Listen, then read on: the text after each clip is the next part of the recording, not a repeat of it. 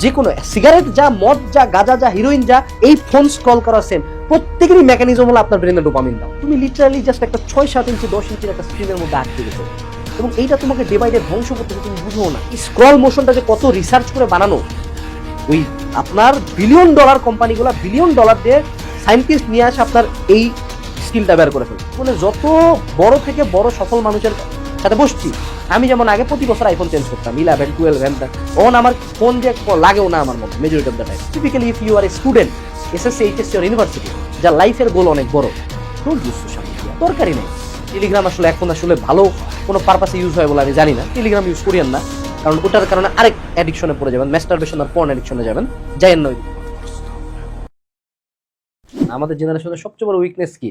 আমাদের mobile phone. আমাদের জেনারেশনের 99% মানুষজন মোবাইল ফোনে অ্যাডিক্টেড। এটা আপনি স্বীকার করতে পারেন না, আপনার মনে হইতে পারে যে ফোন আপনার কন্ট্রোলে আছে, আপনি চাইলে যে কোনো সময় বাদ দিতে পারবেন।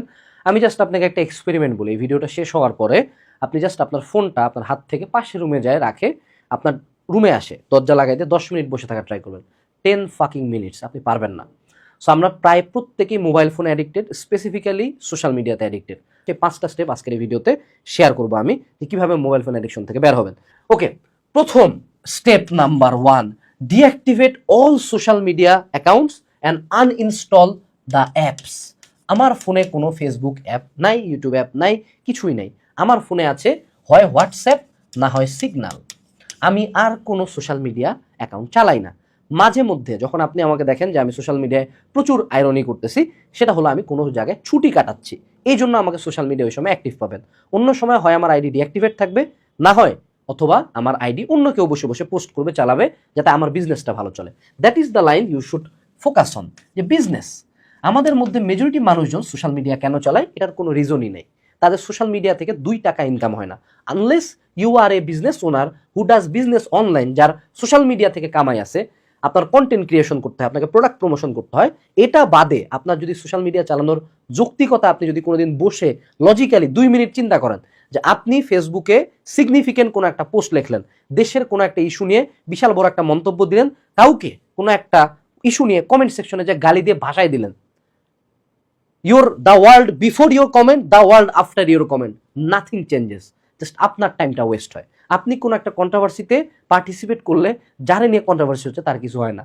আমি নিজেই লিটারালি আমার ফেমটাই পাইছি কন্ট্রোভার্সি করে।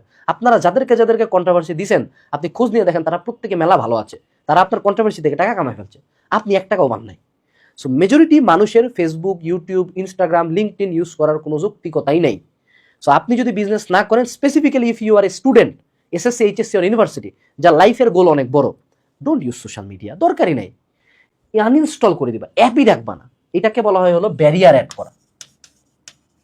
যেমন সেটুসে আমি যদি মদ কন্ট্রোল করতে পারি বা করতে চাই, আমার রুমের মধ্যে পুরো বোতল আনা রাখে দিলে হবে না। আমাকে চিন্তা করতে হবে, টাকাও রাখা যাবে না আমার কাছে। যদি আমি খাইতে চাই, হ্যাঁ আমাকে বাইরে যা খেতে হবে, তখন ওইটা হলো একটা ব্যারিয়ার অ্যাড করে দিচ্ছি আমি।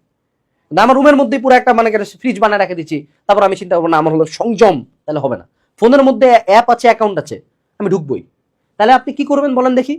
আপনি এই যে আপনাদের সোশ্যাল মিডিয়া ইউজ করার মেন কথা কি, আমরা কানেক্টেড থাকতে চাই, আপনি একটা টেক্সটিং অ্যাপ ইউজ করান না রে ভাই। আপনি